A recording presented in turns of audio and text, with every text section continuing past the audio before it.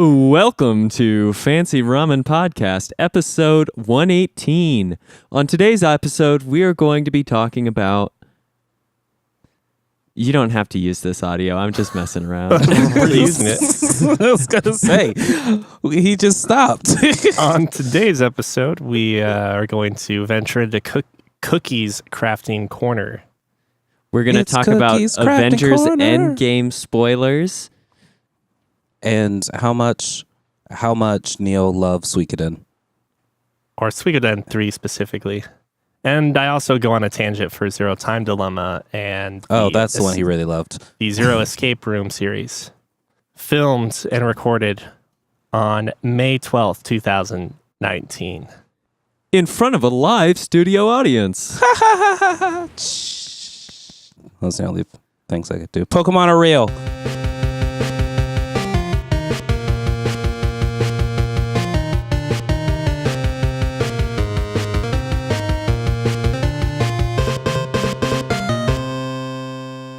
How's everyone?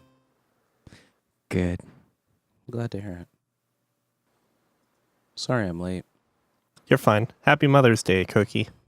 Oh, thank you. Are you I more deserve that. are you more of the mother in you to your dog? Who's the one that mainly disciplines? The mom. Yeah, Really? yeah, Marv. Oh, yeah. The mom I was does gonna the say. I was thinking, disciplining. was that just the black thing? The mom Yeah. does the house duties. The mom goes to work. The mom does it all, man. The dad makes significant amounts of money by working in a very, very lucky upstart that ends up getting sold off to HP and retires at a young age, only to drink himself into depression. The mother has to keep things in order and also make sure the kids do not realize the father is in a early midlife crisis for the better half of 2 decades. Here's to you, moms. Pull your weight, dads. When Father's Day comes, we just do a massive hit job on moms instead. Yeah, I was going to say we just flipped the script. What have you guys been up to this week? Man, I'll tell you what. Lizzie's been in Florida since Thursday, and I've gotten so much done. So much done. It seems like your life's really on the upswing. You're wearing a very nice shirt for a Sunday morning. I know, right? Yeah. Gosh, who would have thought having a wife that keeps me alive was the thing holding me back from my full potential? Is that a palm tree shirt? No, it's actually like, God, petunias. It doesn't translate well over video. It's a nifty shirt though. But no, I've gotten a lot of things done. I ended up, my father-in-law told me that one of his jazz buddies wanted to start a trio with me, him, and my father-in-law. But I was going to be doing vocals and also on washboard. And I was thinking to myself, how would I find a washboard? They're like $20 on Amazon. My washboard came in. I am now making modifications to said washboard so that way I can both wear it and also have little like bells and other sounds coming from it. Is it nearby so we can get a quick sampling? Yeah. While he's away, I was going to say you could just, work out, do some more crunches, and have a body at which you could compare to a washboard. I mean, I'm just happy someone made the joke. Yeah, you just gotta drill holes in that thing and put a string through, and you're set. You've got a portable washboard. I actually went with a leather strap. Oh, come on, that's too nice for a washboard. Does it really deserve that? Then I'm going to burnish said leather strap and have like beautiful inlays, and then I also bought squirrel hide to soften said leather. Oh my gosh, it's going to be amazing. You don't get your own. You have a tree in your backyard, Cookie. You have squirrel hide easily available at any day. You make a good point. So are you going to put like essentially strap pegs onto both sides of the washboard so you don't have to like go the string route of attaching the strap? Yes.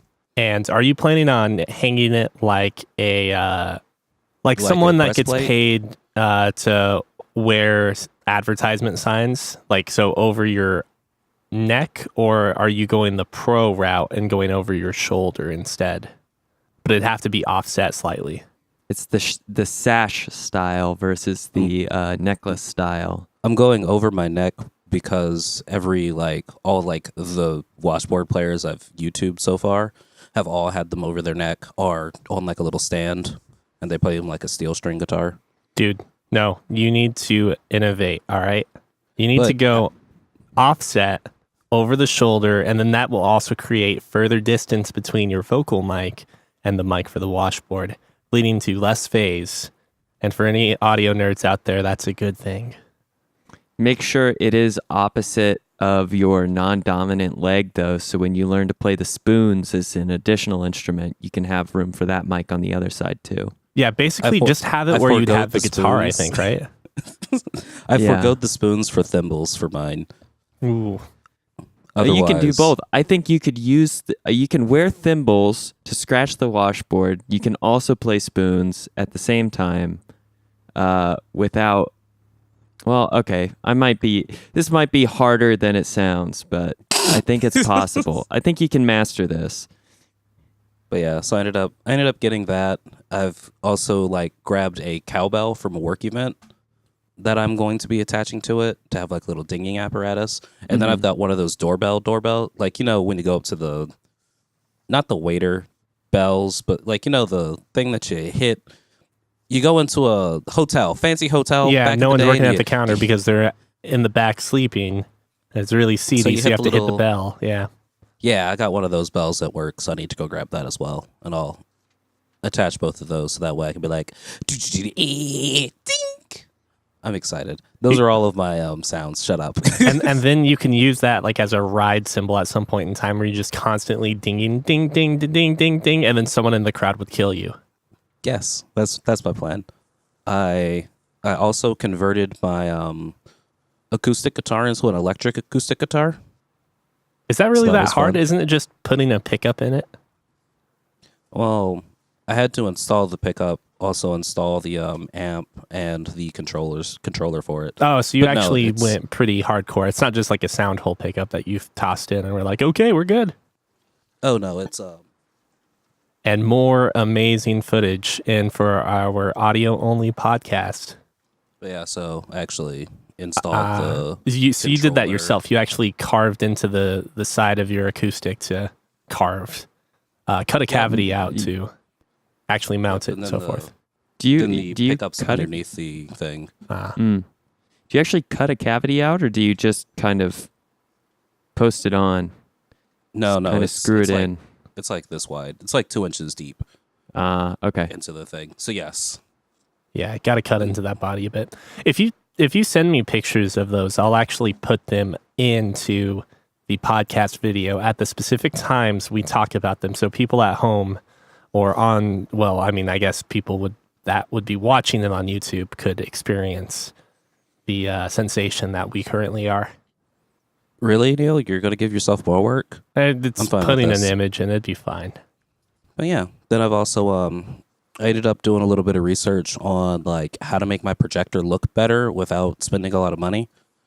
So I ended up buying some paint for it, which is really just a very specific thing that Bear, the painting company, put together a thing to say, hey, this amount of black in your white makes a really good projector screen. And it was back in 2008-ish, it was the standard for professional looking theater screens. But not anymore. Now all that stuff costs a lot of money to buy. Oh, so you painted the wall that you use for your projector to essentially make it look more accurate? Mm-hmm. That's cool. So yeah, so now it's it can be bright in here and the projector is still very visible. Yeah. I've been doing a lot. Oh, I also helped my friend move a lathe because he was getting a new one from this old guy for free, and it turned out to be a really high quality one. So I actually stole his old one. Did you so I'm also going to learn how to wood turn. A lathe, right? Yes, Lathe. Is that it? I think that's how you spell it. For woodworking, just to be clear. Okay, yeah, I didn't get the TH sound in there, so I thought you were talking about a member of the church. a non-ordained, a lay person, a member. It's like a person in the church that's not ordained. Like, so not the priest, not the sister, just a dude that's part of the church, a lay person. Or a bouquet of flowers around your neck. Oh, that would be good too. Yeah. Best That suited one made for a a lot more luau. sense for me. You needed a lot of help to move this bouquet of flowers. Very, very heavy. Pretty much. But yeah, so no, I ended up getting one of those. So I'm going to learn how to turn wood. So that should be fun. You know, with a lathe, you can actually do quite a few really, really cool things. I mean, woodworking in general is very cool. Well, yes, but I mean, yes, woodworking is cool, but like with a lathe, you can do things like baseball bats or table legs. And now that I say it, I feel like there's a lot of stuff I'm forgetting that you can do with a lathe, but it's like very instrumental in like making good-looking furniture. Bowls also. Balls? Bowls? Oh, bowls. I'm sorry. I thought you said, yeah, okay. I need to turn my headphones up, apparently. Couldn't you also do a ball, though? You could also do a ball. I could also do a spherical ball, yes. Although, what's If the you purpose of a yeah. wooden ball going to be? Have you ever seen... Child's toy? No, I feel like that would be the worst thing. Like, maybe I'm thinking children are dumber than they really are, but like if you give a kid a solid wood ball, I just feel like you're going to find themselves hurting themselves with it later or trying to eat it. Fun fact, actually, oh God, I forgot what the school of thought was, but like the very first like children's toys, because children used to not play with toys, was like a solid wood ball, a solid block of wood, and like one other like very geometric simple object. I was always told it was a stick and a hoop. No, it was before the stick and the hoop. Oh, before the okay. stick and the hoop. Yeah, we're going back even further. Wow. Yeah, because before that came about from this like German, I think it was a German guy. They kids used to play with they used to go to work with their parents and play with their parents' like work tools, thus learning trades, thus being able to work their dainty little fingers to the bone in future years. So maybe the Sabo shoe, which became like an anarchy symbol because where the hell does the Sabo shoe originate from? What is a Sabo shoe? It's like a wood shoe, but it's known as the Sabo shoe because it was used to be thrown into machinery to essentially halt the production line and stop work for at least a few hours while people fix the problem. And it was used to essentially just give yourself a break. But it's like an anarchist symbol now. And maybe that is actually not so much an anarchist. Maybe the origin of the Are you talking about the French wooden shoes? Are they That's French? an anarchist symbol? Yeah. The Sabo shoe is totally an anarchist symbol. I honestly don't know if like the anarcho-punk symbolism changes on like a 5 to 10 year basis because maybe like I'm completely out, but this is from my days of listening to too much Against Me and I mean, this just goes to show the age of it. I can't remember any of these punk bands I used to listen to. Anyways, though, maybe the Sabo shoe actually was just a kid playing with shoes and accidentally chucking it into a machine. All children at heart. I feel like the delivery of that joke is worse because of the explanation beforehand. Also, doing a quick wiki search of anarchist symbols of the past, the shoe does not. They did the red flag, the black flag, other things. A red, black flag. Okay, let's agree on this one thing. If there is a PNG version that you can use with like true transparency, that means it's a thing, right? Someone took the time to make it into a PNG picture, and I have one here labeled Black Sabo. Not to mention Sabo, by the way, is short for sabotage. Or I mean, that might be retroactively. Actually, is that the origin of the name sabotage? Probably not, considering a Sabo was a French shoe. But what does a black Sabo mean? All right, so grammarphobia.com. Thank you. This is a post from 2010, September 24th. The question, I've read on the web that the word sabotage originated from the practice of French workers tossing their wooden shoes, i.e. sabots, into the machinery and labor protests. Is there any truth to this? Is it just another word origin that's too good to be true? The word sabotage, this is the answer, does have something to do with with wooden shoes, and it did grow out of labor movements in the late 19th century, but it didn't originate in the practice of workers tossing their sabots into machinery to botch up the works. In fact, there's no evidence that any sabots were ever tossed into any machinery. John Spargo says that the French word sabotage was coined in the 1890s by the anarchist Émile Pouget, or Pouget. I don't know how to pronounce French anymore. It first appeared in writing, Spargo says, in a report that Pouget and his fellow anarchist Paul Frenchman wrote to an 1897 Congress of the Confédération Générale de Travail in Toulouse. Toulouse, Arizona. Toulouse, I think that's correct. Anyways, though. Toulouse is the correct pronunciation. Toulouse? Toulouse, the town in Arizona. Yeah. Toulouse. There. That's... No. In the report, the two anarchists recommended that French labor unions adopt a policy of work slowdowns and inefficiencies that had been used successfully by British trade unionists. This policy was popularly known in Britain as Cacani, a Scottish colloquialism. Oh my gosh, I cannot pronounce hard words today. Colloquialism.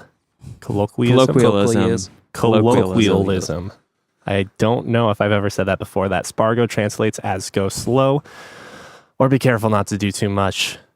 And searching for French equivalent for the expression, Pouget or whatever came up with the noun sabotage. Spargo writes, it was based on the French word saboteur, which originally meant to make loud clattering noises with wood shoes. I think that goes. Saboter. And botter is the verb, is a verb for kick in French. Though there are different ways to say it.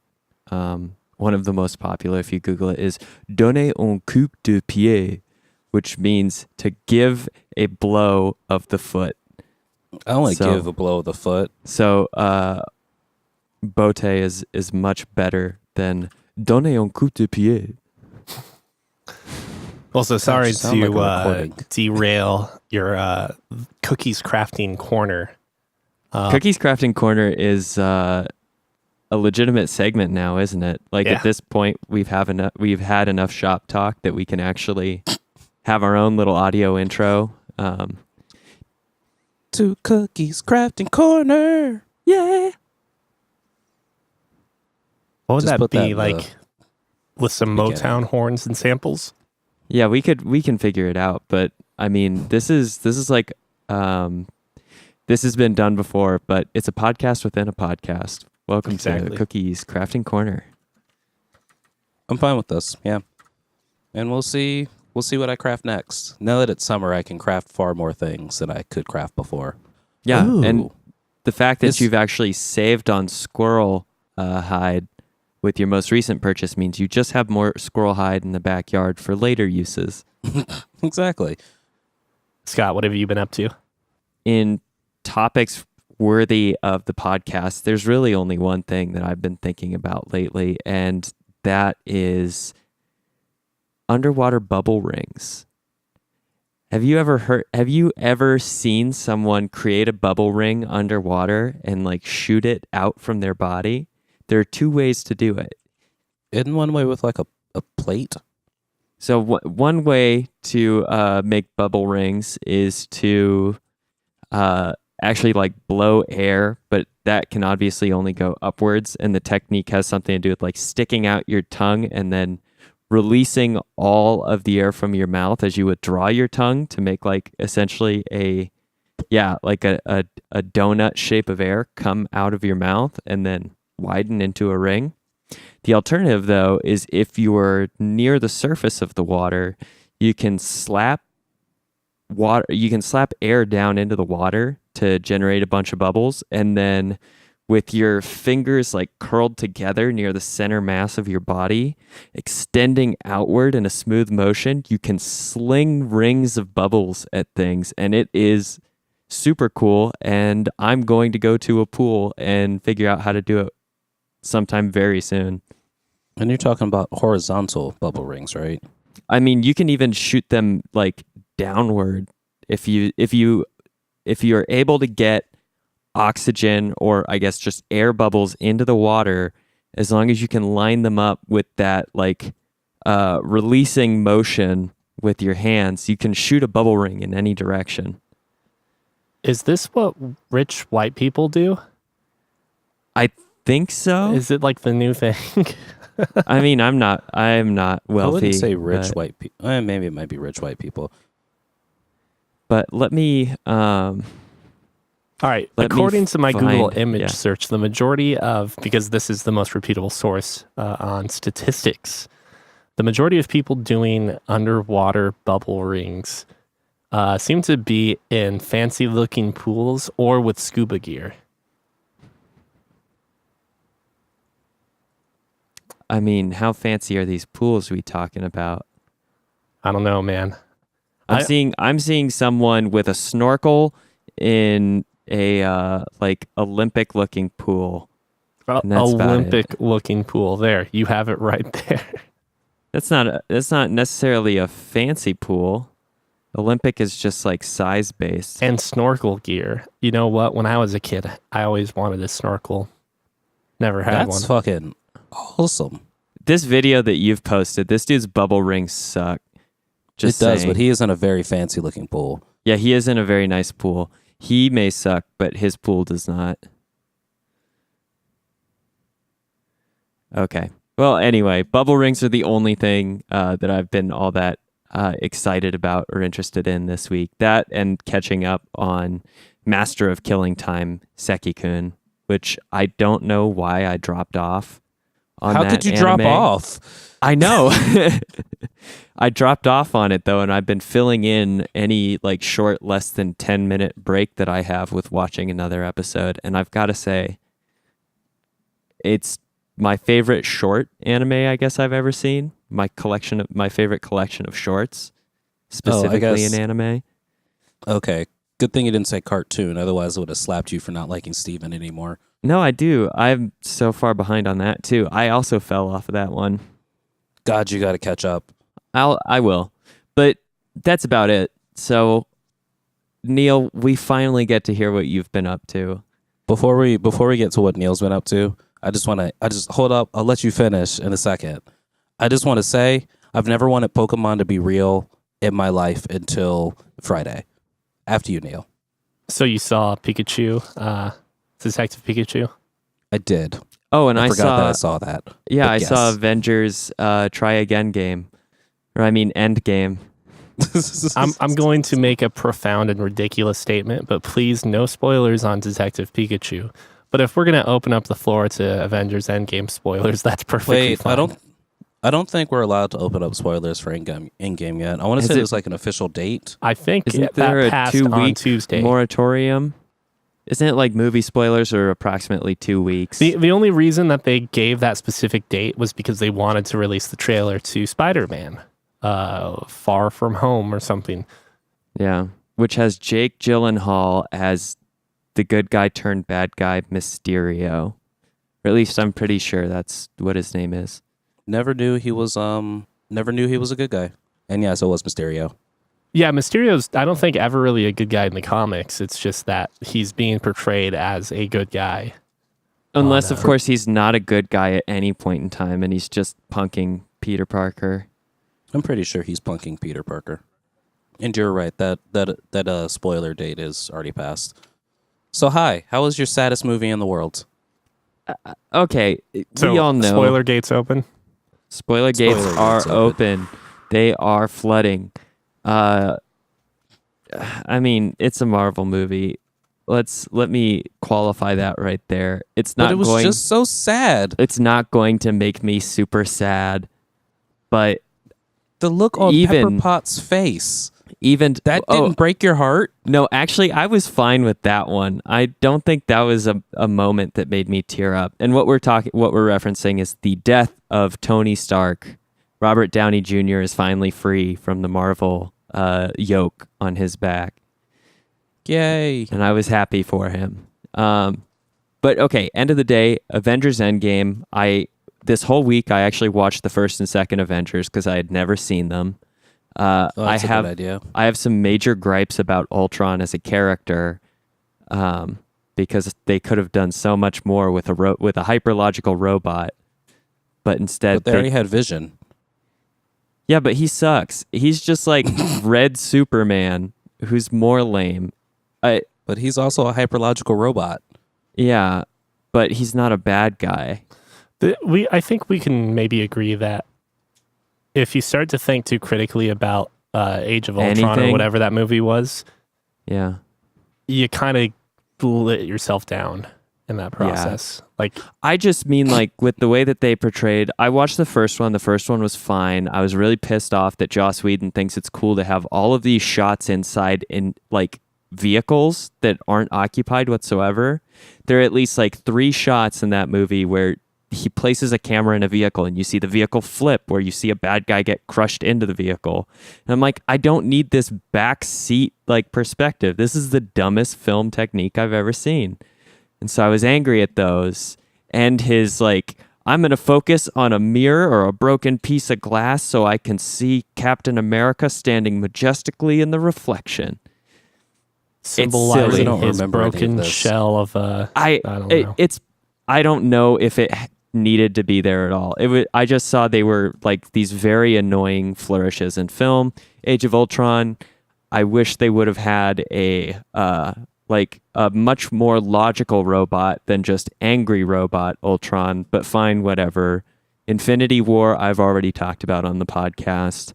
And I think I noted that a movie with the bad guy winning in a superhero movie is actually quite satisfying. So I'd consider that one that I enjoyed to some degree. But I finally watched Endgame, and I also think it's pretty solid. Like I enjoyed it. I didn't have any like huge tearjerker moments, but there was an emotional moment or two. Tony Stark dying was not one of them. It really wasn't Tony's death because we knew Tony was dying. It was the look on Pepper Potts' face that did it for me, because that just was like, if I died, that's the look Lizzie would give. I hope Lizzie would give that look. I just can't. Don't you hope Sierra would give that look? I just can't take Gwyneth Paltrow seriously though, with her stupid Goop, like program or lifestyle brand or whatever.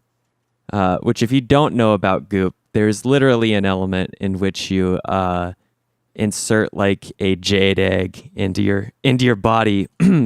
To like purify yourself or something, which I think can cause toxic shock for women. So that's fancy. Yeah. No, I don't know anything about any of these actors outside of who they are portraying in films because I don't care enough. Yeah. So anyway, fuck Gwyneth Paltrow and her customizable Zodiac white onyx signet ring for only $2,500. Why are you saying fuck Gwyneth Paltrow and actively Googling everything you can about Gwyneth Paltrow? And our scarier thought, why are you saying fuck Gwyneth Paltrow with all of your immense knowledge on everything Gwyneth Paltrow is?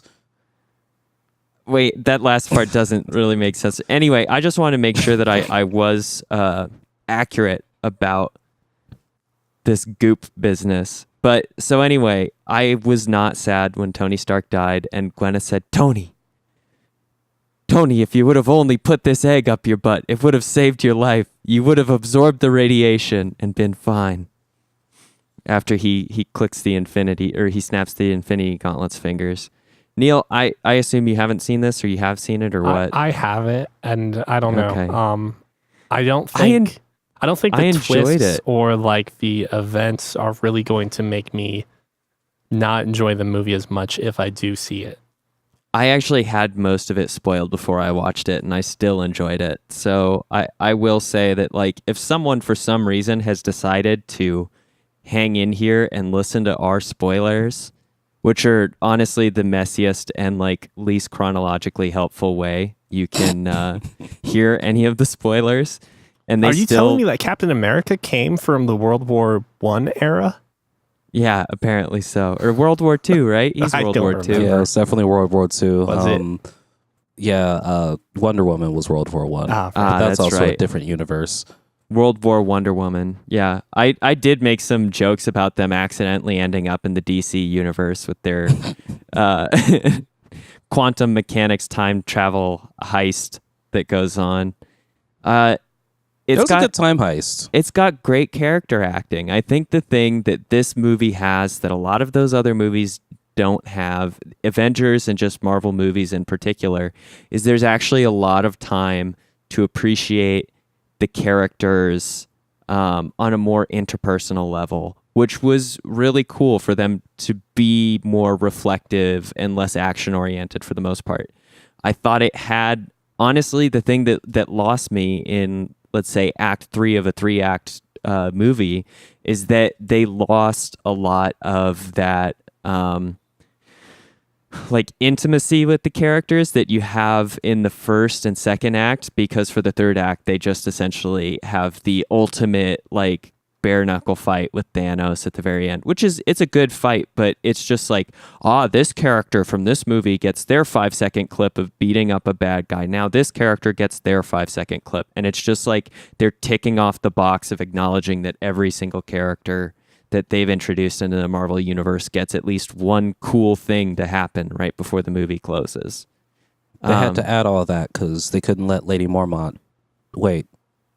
Never mind. Are you talking about Game of Thrones? I probably shouldn't throw a Game of Thrones spoiler in there. Yeah. For those who haven't caught up on that. Yeah. I know what you're talking about, and we probably shouldn't spoil it. Just cut that part. But the movie's really good, Neil. The basis is that... okay, actually, I laughed my head off at the very beginning of the film when Hawkeye's family gets turned to dust. Oh gosh, you're so evil. I could not stop cracking up. So were you just like, that's what you get for having that stupid ass conversation in Age of Ultron about, no, I'm worried that they'll need you, to Hawkeye? Wait till they see his fucking haircut. I swear to God, they give him the most edgelord haircut I've ever seen. Well, that's who he's playing. They were just like, who he is, Clint Edgelord Barton is now your new name. Yeah, your family's dead. I have a samurai sword. He does, by the way. Or he's got essentially like some sort of short like sidearm blade. It's not a katana or anything. I don't know what they call them. Yeah, that one.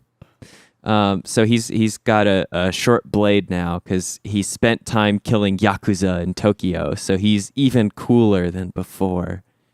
What's the Yakuza have to do with it has Thanos? Nothing to do with anything. He's just on a killing spree. Like that's all they're trying to literally do. is just on a killing spree. Hawkeye is such a trash character. I truly despise every second he's on the screen in Avengers 1, 2, 3 through 4. Oh, I guess you're talking about him as a thing, not as a superhero. If they say he's a pretty good hero in the comics. I would erase him completely. I hate his character, but I don't need to get on a soapbox and complain about it. I can just say that besides him, all of the other Avengers are just like, they act their parts very well. I really, really like them, and I actually enjoyed I enjoyed all of the tweaks and kind of like closes that they did to everyone's storyline. Captain America at one point fights Captain America, and even Captain America gets tired of Captain America's shit, which really satisfied me. I turned to Sierra during that point in the movie and recognized, I was like, I think the reason I'm liking this movie more than the others is because it seems like everybody is now as tired as I am of Marvel. They just got there like essentially 15 years later. And so it was enjoyable to see that. Like they stopped having these characters operate within the very specific tropes that they had entrenched themselves in for this entire period beforehand. And so go ahead. I was gonna ask, how'd you appreciate the double suicide trying to save each other's lives attempts? That was cool. I enjoyed that. It was pretty fun. There's what Cookie's referencing is there's a point where Hawkeye and Black Widow realize one of them has to kill themselves in order to get the Infinity Stone, because they're essentially trying to pluck the Infinity Stones in the past to prevent, or like to collect them and then prevent Thanos from, or not even prevent Thanos, to undo the snap that Thanos did by bringing those stones back into their timeline and then return the stones to their previous timelines. They do some weird timeline stuff that makes a fair amount of sense. But it's still messy. I don't think they actually tie up every end. It's not worth getting into. But Time heist. yeah, Hawkeye and Black Widow essentially keep trying to like maim each other or just prevent each other from jumping off of a cliff edge, and it makes for a relatively entertaining scuffle. And Black Widow is the one that ends up succeeding. Oh yeah, because she's a better hero than Hawkeye. Though I will say once again, Scarlett Johansson taking away a role from a green woman. I think she literally like her death is almost like frame for frame identical to how Gamora dies in Infinity War, because that's the same way that the Soul Stone is acquired in Infinity Wars. Thanos pushes Gamora off. And it's literally like they could have taken that scene and then just superimposed Scarlett Johansson at the bottom, and it would have been indistinguishable. And I also would have to joke that they must be really making money hand over fist, because not only have they had just amazing box office numbers, but they must have been able to recycle like 10 minutes of film just by using all of these old scenes from the other Marvel movies. Oh yeah, as part definitely. of this Especially time heist. They could have took everything from Thor: Dark World. No one actually saw that movie. I know, I didn't see that movie, so I was like, well, this tracks because I have nothing to compare it to. Looks new to me. Yeah. The movie was good. I enjoyed it. I think you should see it, Neil. It's going to be a cultural phenomenon for a little bit. Just like that focus. Yeah. Yeah. Yeah, apparently as soon as I turn my head, it goes to shit. Did you want to It's say like, anything? no, I don't want to see you. Did you want to say anything about Detective Pikachu without giving too much away? Yeah, because I do want to see that. Same. No, real fucking thought. For real, I've never thought in my life, I want Pokemon to be real. Like, I want this to be a thing in real life. No, I've seen what this looks like, and it is amazing and beautiful.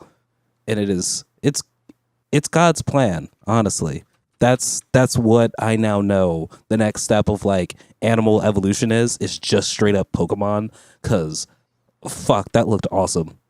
It's great. It looks wonderful. Weirdly enough, Psyduck's my favorite Pokemon now. I wouldn't have expected that. Though if Neil were to say it, I would have understood, I think. Sigh. Head tilt sigh. Hey, Sam, man. And they quite literally say, like, at one point, they're like, why does she have a Psyduck? The thing is literally a ticking time bomb.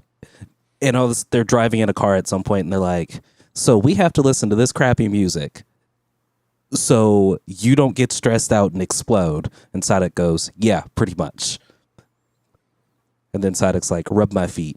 And Pikachu's like, I don't want to rub your feet. It's like, well, I think I'm getting a migraine. Wait, the Psyduck is talking too? No, the Psyduck Ryan can't Reynolds talk. translating for it. But Ryan Reynolds translating for it. It's good. Like I said, I don't want to spoil anything for you guys, Right. but it's I appreciate it's it. wonderful. There's a lovely twist that you kind of figure out about 10 minutes into the movie. But it's lovely. It's a good time. It's a wild romp hanging out with Justice Smith, the lesser known Smith kid. Was he the protagonist? Justice, yeah. Ah, cool. I didn't realize. Is Justice Smith related to Will and... God, if he isn't, that's gonna be great. That's a great soundbite. No, he is. He is. I was pretty sure he was. He was the one that was staying out of the limelight when he was younger. Mm. But ironically, to have the best... Oh yeah, he was in the Get Down. I've liked everything I've seen that he's in. He's low key Currently. and just puts out good work, which maybe some other children should learn from. Yeah. He's literally only been in like 1, 2, 3, 4, 5, 6 pictures-ish. Only. He's like, what? Yeah. Maybe 20, and he's only been in 6 movies. Yeah. Oh, God. He was born in 95. He's 23. Ah, I'm so old. Yeah, all 3 of us. I think it's time to talk about video games. Since Wait, what'd you do this week? Not anything worth mentioning, but since we talked a little bit about time travel and plot twists. So Zero Time Dilemma, it's part of the Nonary Games or Zero Escape series. It's really hard to talk about this game without acknowledging that it seems like the general fan base of the series as a whole, these 3 games, tend to have a lot of ups and downs with each of the games. When you think of it this way, the games were not made at the same time, nor were all 3 games made with the idea of having a 3-game trilogy. So there's definitely going to be some sort of, not so much retconning, but sequels end up trying to reframe events in the earlier games in a way that works for the game they're currently working on. This happens to 9 Doors, 9 Persons, 9 Hours, or whatever the actual order of that is, which is a standalone game that features escape room mechanics with visual novel choice elements to it to essentially provide you with multiple branching paths. I'm going to avoid major spoilers, but at the same time, I'm going to end up having to give up a few big things that I don't think really actually impact the playability of the games if you haven't played them before. But oftentimes visual novels have essentially this mechanic where you play through the game, you get an ending, and the ending is determined upon the narrative choices that you make. So if you really like the game or you got an ending that you didn't like, you end up loading from some point, making choices again, or making different choices and trying to correct your wrongs in the past, if you want to think of it that way. Well, 999, the first game in the series, actually makes this as part of the narrative, and that you only reach the true ending by essentially allowing the protagonist to realize that he is jumping between multiple or different, I guess you could say, multiverses or universes. And only by getting information in endings where he actually dies does he actually end up solving the problem of the game. So that is essentially what the first game consists of. And the second game, Virtue's Last Reward, and the third game, Zero Time Dilemma, work upon that to even greater lengths. Because now that you as the player know that the characters can become aware of your saves and loads, you could almost say your timeline jumping, it no longer serves as one of the bigger principal plot twists and instead becomes part of the narrative driving force for several characters. But I guess again, without hitting actual story beats, I want to bring up the fact, though, that what kept me playing these games is that each game expanded upon those previous mechanics and also started to give you more feelings of importance upon your choices, other than just, I guess they reframe choices in a way that were not just choices anymore. So after you get through your escape room, and this is specifically Zero Time Dilemma, you end up getting these decision games, as they call them, in which case you essentially end up with a dilemma or some sort of mind problem game, I guess we could say, in which you have to manipulate the game or work it out through your head to actually make the choice that's probably the correct choice, quote unquote. I talked about this with Scott at one point, but one of the choices that you get at the end of an escape room is essentially the Monty Hall problem, which, if I'm not mistaken, is named after the television game, where essentially the example that's always given is that you have 3 doors. Behind 2 of the doors are goats, and behind the last door is a new car. And if you choose the door with the car, you get the car. But if you choose the door with the goats, you don't get the car, and presumably you get the goat. Regardless, what happens no matter what, though, is that when the contestant picks a door, the Monty Hall person or whoever's running the game says, okay, I'm going to open one door that has a goat behind it. Now, would you like to switch doors? Would you like to switch the door that you've chosen to this other door? He essentially eliminates one of the doors and you're left with 2 doors, the one that you originally picked and a door that may very well presumably have the car behind it, or another goat if you happen to pick the car door initially. In the game's context, it's a little different. It's like a higher number of doors to begin with, 12 or so. But the context of that is still, the context of the Monty Hall problem is still important in determining how you actually choose the right locker drawer. And it's the idea that even though you would actually think that when presented with the 2 doors at the end of that particular 3-door problem, that your probability of choosing the correct door now becomes a 1-to-1 or a 50% chance, when in fact it's actually a 66.6 repeated. Or you now have 2 and 3 odds of actually picking the correct door if you switch the door. If you don't switch the door, you remain at your 1/3 probability or your 33.3 repeated percent chance. And only when you switch do your odds actually improve. I'm currently testing it right now with a with a simulator, from right? Yeah, from like, it looks like from the early 90s, and my percentage is almost perfectly evening to 66.7% when I switch and 34.3 when I don't switch. Yep, so. It's actually crazy, and it's the type of value that when I get out of the game that isn't necessarily linked to the narrative or the video game itself, but it's just so interesting that they have like weird dilemmas and problems like that in a game about trying to save all of your characters. I mean, it's much better than the train track. The trolley problem? The trolley problem, Although the trolley problem does kind of make up it does kind of make an appearance in a very different way. Instead, it's more like, okay, if, I mean, I guess you can't exactly say that it's the trolley problem.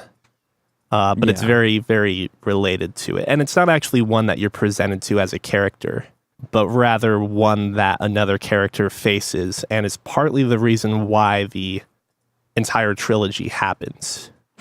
But yeah, I mean, I just really want to throw out, though, that like, and maybe this is for Cuki specifically, since you like escape rooms, maybe you should try one of these games out. They do take quite a bit of time because there's essentially like 12 to 18 or whatever escape rooms in the second and third game. Actually, less in the third game, which I think makes it more approachable, and the first game has less as well. I've played a little bit of 9999, or however many nines there actually is in that 9 doors, 9 dilemmas, 9 people. Mm-hmm. And the light novel-esque-ness of it is what threw me out. Going back to it, though, that the fan base is always really divided over these particular games, and one of the reasons is because they made 999 as a standalone game, and then made Zero Time Dilemma and Virtue's Last Reward essentially as games that they wanted to retrofit into that series. But as a result, there are going to be some plot lines that don't end up getting closure. They're kind of more at, like, it's more implied, and there's a lot of things left up in the air, but I really don't think it's that big of a deal. I think those are like the ultimate things that happen when your third game is on a tight budget and you're trying to make things look better for like a mass appeal. Like the first 2 games are legit straight up like visual novels with escape rooms. And while they do use like 3D models to essentially speed up some of the production in the second game, the third game, they decide to go 3D cutscenes entirely with animation and so forth. And I think that's like actually a big mistake. It's not that it doesn't look good, but it's because the character models now look so different from the first game to the third game, and there are a lot of returning characters that as a result, like you lose a little bit of that connection between them. And I think you also end up having some cutscenes that just don't look as good because like of budget reasons. So there's a lot of jump cuts where people are just standing in the same positions that they were in other cutscenes to save on resources and so forth. When if you had a visual novel, a typical visual novel approach, you would have 2D character graphics on top of static background shots, and you could change anything and do whatever the heck you wanted at that point. And it all looks kind of pretty much the same, but if you're familiar enough with playing games like Doki Doki Literature Club you're already aware that like, it's the way it looks, and you don't judge it nearly as harshly as having 3D character models in the same place that they were 2 hours ago, talking about, something completely different to give you context. But there's a possibility that if you did really enjoy 999, I think a lot of people would even recommend you play Virtue's Last Reward and stop there as well. But I think there's a lot to be gained. Not do Zero Time Dilemma? Yeah, and not do Zero Time Dilemma. So it's hard to explain the chronological order of these games, because if you look that up, it's actually a giant fucking spoiler. But you are supposed to play the games in the order of 999, Virtue's Last Reward, and Zero Time Dilemma, which is the order at which they were released. If you like escape rooms and you like complex narratives, I absolutely recommend 999. And if you're only okay with 999, that's a great stopping point there too, because it's a self-contained narrative. And speaking of like three-dimensional, I guess we could say like 3D weird cutscenes and so forth, I finished Suikoden 3, which I've been streaming for like the past however many months, after 65 hours of gameplay. And God, if anyone from the stream is watching, I feel like I have to talk about this to some degree, because my mood has definitely soured the more and more I played Suikoden 3, despite it being like a good game when all things are considered. But my big issues with Suikoden 3, and again, I'm not going to give you guys nearly as much context, since I guess this is talking more to a potential audience that watches the stream and wants to hear like why I'm annoyed about the game, especially after the epilogue of Suikoden 3. This is Neil's to all my real fans rant. Pretty much. But so Suikoden 3 is just like the other two Suikoden games in that it's a fantasy story, blah, blah, blah. It follows the true runes, which are essentially the magical objects that govern the world's balance. And the plot of Suikoden 3 falls within, like, the greater plot of this third game is that one of the returning characters starts gathering up these true runes. Oh, and there are Suikoden 3 spoilers, by the way, with the intention of destroying the true rune on him. Like, it attaches to you, essentially, and makes you live forever. And he wants to destroy his own true rune and himself to essentially end his suffering and also end a possible future in which humanity is wiped out. So your villain essentially wants to stop humanity from ceasing to be by killing humanity in an extremely weird way. Like, his idea is that if the future essentially is, if there are gods, which is kind of implied in this game, but not really, that if you kill the gods, essentially, then you free humanity from the shackles of God, despite the fact that they also die. But that's better than a future where all of humanity is dead and the gods are still alive. Again, the context of gods being a conscious entity or entities in this game is also up in the air. Like, literally, there's no other supporting evidence. It's just what this character has decided to do. Which that story is fine. That's a good motivation for this character. But the game hurts its own plot by giving you too much information at times. So if you gather all of the 108 stars, which is essentially like your collection bonus, you get an epilogue where you get to play, or epilogue rather, you get an extra chapter where you get to play as the villain going through all of the game, the entire course of the game. So that sounds fun. Yeah, it's actually I like good. that too. Yeah. So it's set up in a great way, because as I've talked about before, Suikoden 3 is a departure in 1 and 2 in that you have 3 protagonists now, and you jump between each of the protagonists and each of their different nations, if you want to think of it that way, or sides to this war that is actually just a product of this villain trying to destabilize an area so he can move in on it. So by jumping into the villain's shoes, you get to see like, oh, how is it that he started all of these things? And how was he able to destabilize all of these issues? The problem, though, is that a lot of the conflict between the two nations that are opposing each other at the start are done. And you know this beforehand, before this extra chapter, is done by essentially bullshit magic. So Nation A and Nation B are both kind of on rocky grounds with each other, but not horrible. They're going to have a peace treaty talk. Things are going to be fine. Well, guess what? villain uses magic to create like essentially illusions of Nation A's soldiers to wipe out people in Nation B. So that makes Nation B pissed off at Nation A. But that's not enough. Now we got to do the opposite. Now he makes an illusion of Nation B people to hurt Nation A people.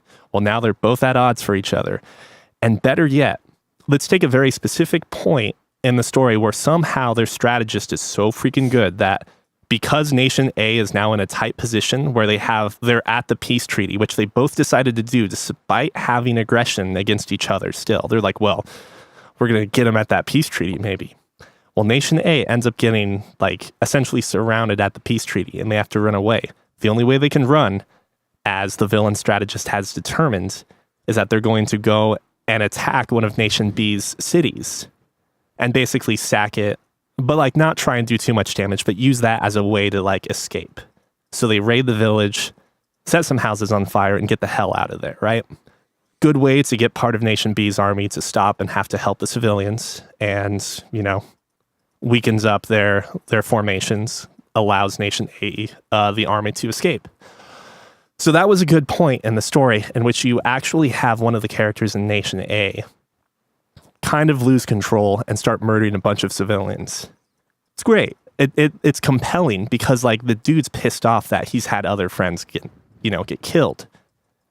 And that kind of essentially gives you, I guess, more tension because like ultimately these two sides have to cooperate towards the end of the story to beat the actual bad guys, if you want to think of it that way.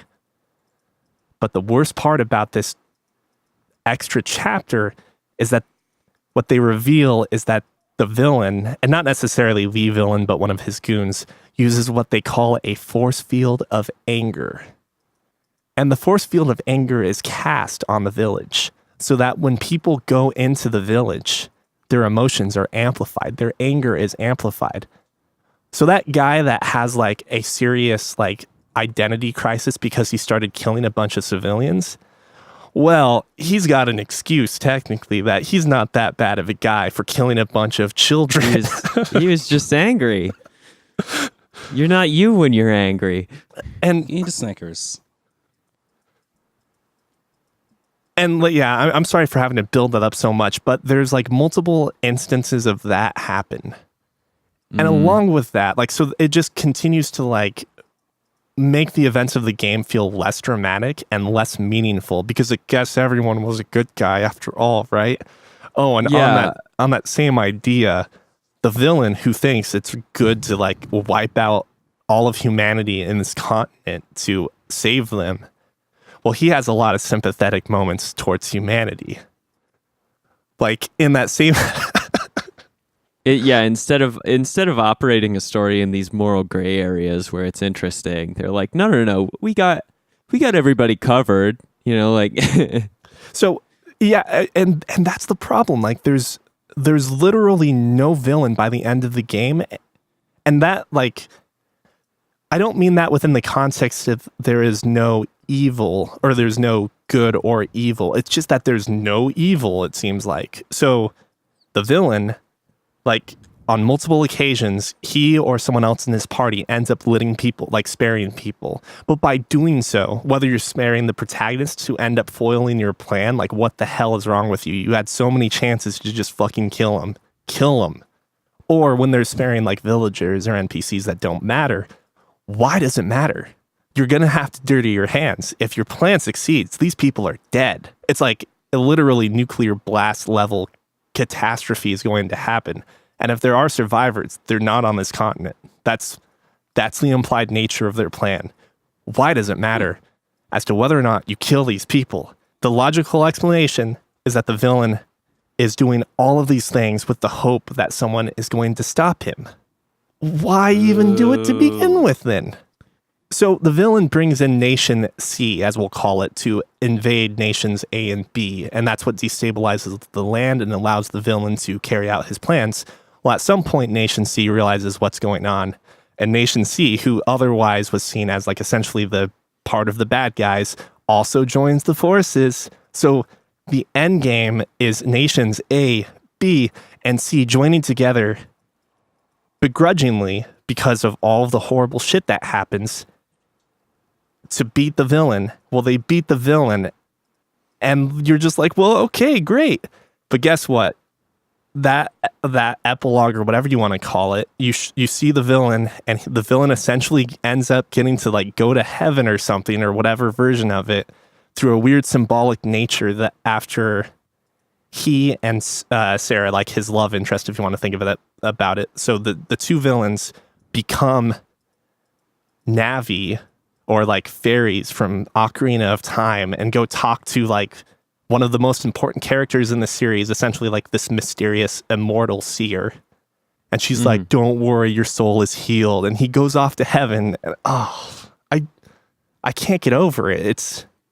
He did his duty. He was supposed to rile up conflict, and then from that, well, they've averted their destruction, or it's never really that well applied. Okay. And maybe if they focused more on that, it wouldn't feel like such a lit down on the narrative end. But holy shit, like, I think all of those elements give opportunity for, I don't know. I think there are ways that you could write that it could be okay. But, and like, there's just so many stupid plot holes. So like the character that is the villain is one of the 108 stars of destiny, aka one of the characters you can use and play as in 1 and 2. And in 1 and 2, assuming that the 108 star ending is canonical, which I'm pretty sure they are, he witnesses like the miracle of the 108 star endings both of those times.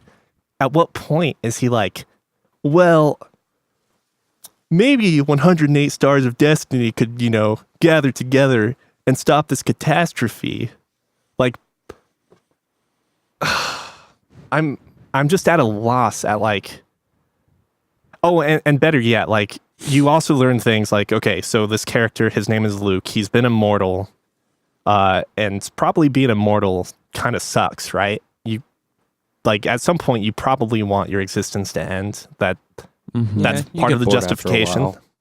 I mean, I'd be fine with being immortal. I think that would be cool. But then you find out, like, a different immortal character asks him how long he's lived, and he's like, 30 years. Wait, what?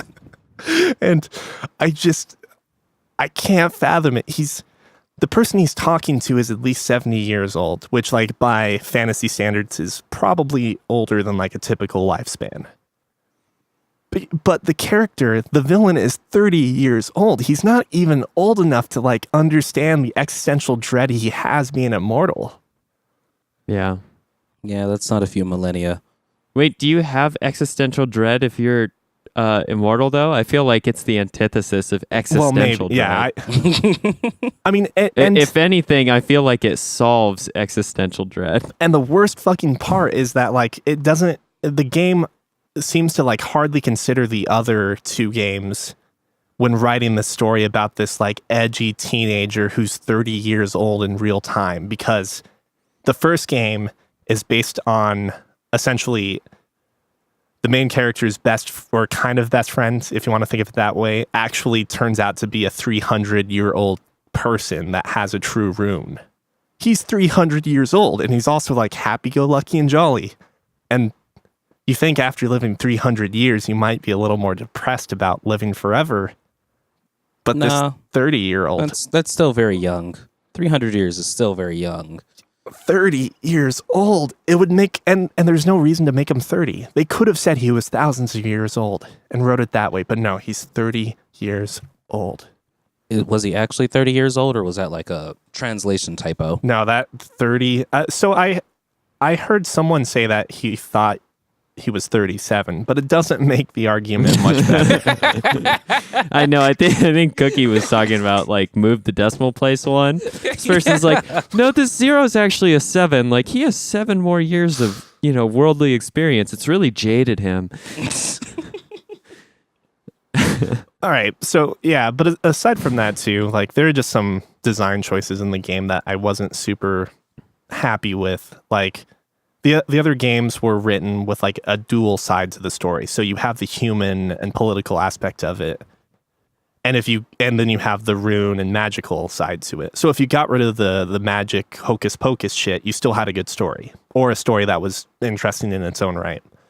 This one, if you take out the rune element to it, it collapses. There's absolutely no reason anything's happening. So it feels really one-sided as a result. And then just small things from like the gameplay aspect of it. There's like really way less time where you can actually create parties that are fully customizable with your 6 slots. So there's hardly any time to actually use all of these other characters that you otherwise would be able to in the other games. Like you have 108 characters, 70 of which or 60 of which are playable in like combat. And the war battles rely on your actual levels, equipment, and, skills. So with less time to play those characters, they become less powerful in the war battles. So it's like that mechanic is built to force you to just grind for no other reason than to make them better so they don't suck in the war battles. But in addition to that, the war battles in which you can actually fully customize your armies with your full roster are like maybe 1 or 2. It's just like in the other games, they have clear intros where you go through the story with your main character and you get the castle and then you start recruiting stars. And it's usually like pretty early on that you get access to your castle, you get access to recruiting people, and you get things like the teleportation mechanic, which or your quick travel. So you're not backtracking and going back and forth by foot all the time. But in this game, you legitimately get to chapter 4 out of 5 until you actually get through what otherwise feels like the intro section.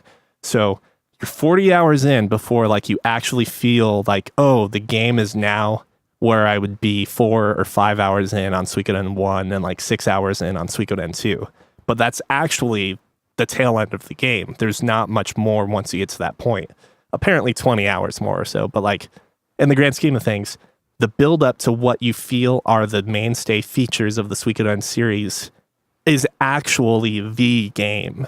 And teleportation, which is like crucial to feeling like you're not wasting your time in the other 2 games, is not present until you essentially have recruited almost everyone. So the reason to teleport, or the reasons to teleport, are far fewer as a result. And the worst part is that there are obligatory portions in Chapter 5 where you have to play as each of the 3 characters. In Chapter 3, you basically decide which one is the true quote-unquote protagonist. In 5, you play as each, Chapter 5, not Suikoden 5. You play required portions of game as each of those 3 protagonists.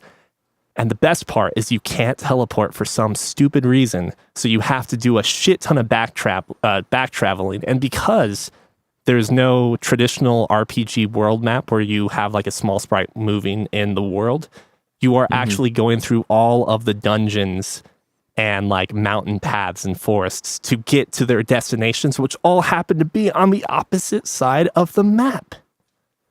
Like, why do we have quick travel if we can't use it in this very specific scenario, which like would otherwise be accessible in every other Suikoden? Maybe like the worst part about this is that because the story is not written in a way to allow for better development of characters and so forth, they waste what is probably the best cast of characters. The big issue with the entire Suikoden series is that your protagonist is a male shonen teenager power trip character, like shonen hero to the max, usually silent protagonist. That's actually a benefit in my opinion.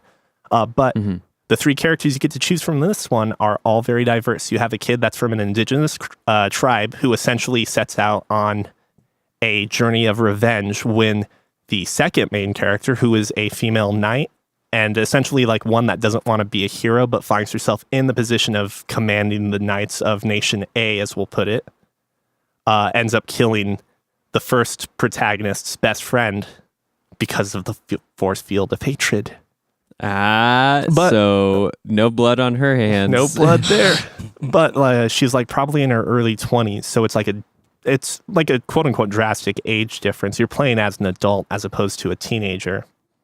10 years from now, she'll be plotting to destroy the entire world. That's right. Or 17. And then your third character is at least 70 years old, but his body's like mid-30s. He's a mercenary, and he gets to see all of the events kind of from the outside. But the twist is obviously that he has a true rune and that he actually knows way more. And while it looks like he's just kind of observing things, he's actually trying to manipulate things in the better. But so it's like a really interesting cast of characters. Each of those characters, because they have personalities and dialogue, are able to have better supporting characters that reflect off of them and vice versa.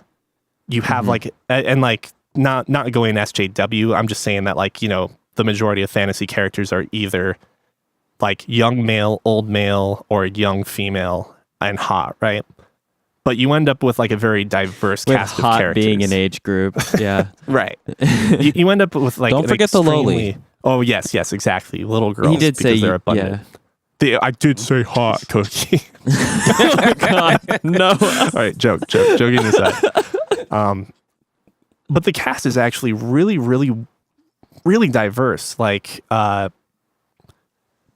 mean, just honestly, like, if we're gonna go there, we have, and this is totally unrepresented in JRPGs, but we have black characters. We have black female characters that are presented as strong, intelligent, and like badass. And you don't get that all the time.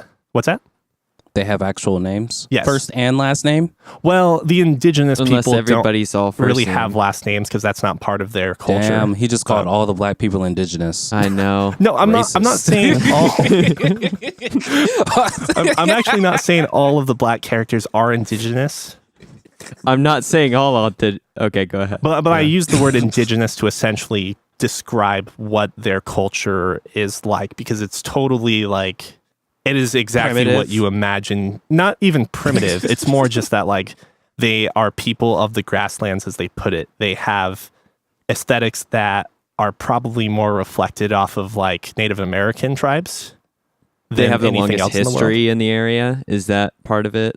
Yeah, essentially the idea is that the knights in Nation A essentially keep wanting to expand into the grasslands, and they're They like, keep what the playing fuck? Fire Emblem Conquest. Yeah, Basically. I didn't play Conquest, so I'm not entirely sure of that.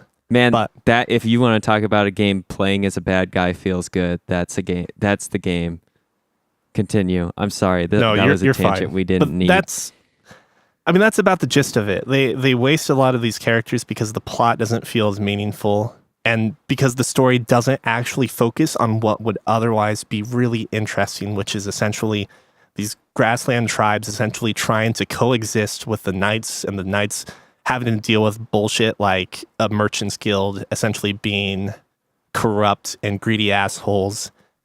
There's just so many interesting elements to the story and so many interesting characters that just end up getting lit down, because guess what? No one's actually evil at the end. And the one person that we thought was evil turns out to be essentially the comic relief from Suikoden 1 and 2, an edgy fucking teenager that can't live to be 37 apparently because he thinks it's too old and wants to end the universe. Live fast, die young. Bad girl Suikoden still 3. alive. After I finished Suikoden 3, I completed How many Sekiro, in my opinion. I beat the quote-unquote secret last two bosses. And it sounded like you had a hard time. I had a fucking difficult time against both of them. But I actually think I can reliably beat them now. That's good. That is good. I'm proud of you for beating the game. Beating 2 games. These Suikoden games, I feel like if I would have known about them while they were in their prime, I would have really enjoyed them, because it reminds me, in a different sense, of the same kind of plot devices that exist in Golden Sun and Golden Sun 2, The Lost Age, where you play in the first one as this protagonist crew, and when you kill the antagonist in that game, the second game starts with with your protagonist coming from the same origin as the ones in the first game, but you're seeking to continue the goals of the antagonists killed in the first game because they were actually trying to do something good or right that you didn't know about in the first game. And they're both really they are clunky, ugly JRPG messes, but I love them nonetheless. They're not ugly. They were pretty for their time. Actually, for their time, they're actually very good looking. I was going to say, they were the Octopath Traveler of their time. They were. I would say I never like their pixel art for their enemies was pretty bad. Like that was the one part that was hard to appreciate. Graphically, have you seen Octopath Traveler's pixel art for their enemies? It's pretty good. Yeah. Octopaths is real good. It's very good. Has that's the Final Fantasy VI thing going for it. That's the only complaint visually about Golden Sun is that their enemies, it was hard to actually like, they felt really blurry with their pixels. But if you haven't played these, Neil, you might enjoy them. The third one for the 3DS is kind of an offshoot, or it's a little, I don't know if it's necessarily worth picking up, but the first two are fun. They're a ton of time to invest into, but they also have some familiar elements that you might like. The one thing that unfortunately is lacking is that at least the cast in the first game is very much the like young ragtag group of almost all children who have their defining characteristics as one like strong personality type and a different hair color. But good times. Yeah, but they get more robust and they get fleshed out some more when the second game comes out. But also, you might be interested in those. And I wish I would have watched some of your Suikoden streaming, but then I wouldn't even have half as many hours logged on the Long Dark. I'll have to consider it because I'm still like Suikoden 4 is going to be pretty short. I think it's maybe like a 20-hour game, and then 5. How many Suikodens are there? 5 total, and I don't think I'm going to play any of the side stuff. So at some point, Suikoden Sunday and Suikoden Saturday are going to be over, and I'm going to have to pick something new. I'm glad I got that off of my chest because we saw it was crushing you. I know. How much of it are you going to cut? None of it, right? I don't know. Some of it, but like Suikoden 3 is like overall seen as one of the better Suikodens, and I don't understand why. Like I think it's the cut weakest the Avengers spoilers. Nobody needs to hear me rage about the Avengers. But really quickly, just to reemphasize, I think Sekiro is the game of the year for me. It's going to be very hard to beat. I can't think of any games that are coming out that will compete. What about... wait. What about Link's Awakening remake? Probably not, but I mean, I'll still enjoy it. Hey, how disappointed are you if that comes out and it's so faithful to the original that you only have 2 buttons to use? That'd be sad. I wouldn't buy it. I'd still buy it. I love that game, and I don't have it anymore. So this would be the best. Like this would be A, the best way to play it, but B, I guess a new visual experience and perspective on it. I really like that game though. It was particularly like complex or weird, like navigating across the island and whatnot, because it's a fever dream and it's technically not canon like any of the other games. It's canon. It's canon within the sense but that it's in he Link's had a dream. Head. Yeah. Which makes it, I mean, it's not like the timeline isn't messy enough as it is. Was that what he was dreaming while he was asleep in the chamber of time? No, he gets shipwrecked. He gets shipwrecked. He gets hit by lightning on a ship and he washes ashore. That's the thing though. He gets hit by lightning and the whole time he's unconscious. He has the dream that is the game. And then when you complete the game, you wake yourself up from inside your unconsciousness and he's like floating adrift at sea. And it's the Link to the Past link, if I'm not mistaken. Yeah, I believe so. Which does that link do anything else? I don't know. All I know is it takes place in the same ocean that It'll Do 2 does. If you have comments, questions, or corrections, you can write into podcast@fancyramen.com. And for all your concerns, please leave a review on Apple Podcasts. I'm still waiting for us to re-hit that number 5 again, so then we can start getting more comments.